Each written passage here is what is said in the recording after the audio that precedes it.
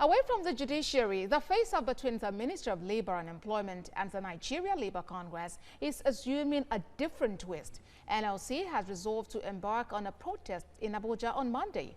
The Congress is also asking President Muhammadu Buhari to break his silence on the status of the appointment of Frank Okori as board chairman of the Nigeria Social Insurance Trust Fund, NSITF.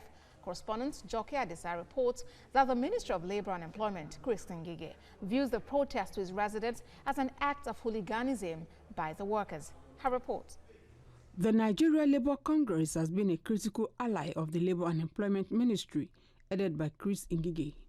But now, the failure of the Labour Minister to inaugurate the board of the Nigeria Social Investment Trust Fund since 2017 is pitching both allies against each other. An early morning protest to the residents of the minister to register their displeasure over attempts to replace ex-vice scribe of the National Union of Petroleum and Natural Gas Workers, Frank Okori, turned violent. Youths suspected to be hired by the minister engaged the workers in a free-for-all in the full glare of security operative.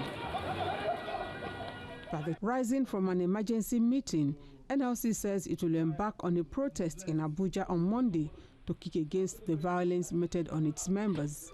The CWC resolved to embark on a national protest on Monday, May 13, 2019 in Abuja, against the brutalization of its members by Ngige and his thugs, and has accordingly directed all its members and civil society allies to commence immediate mobilization.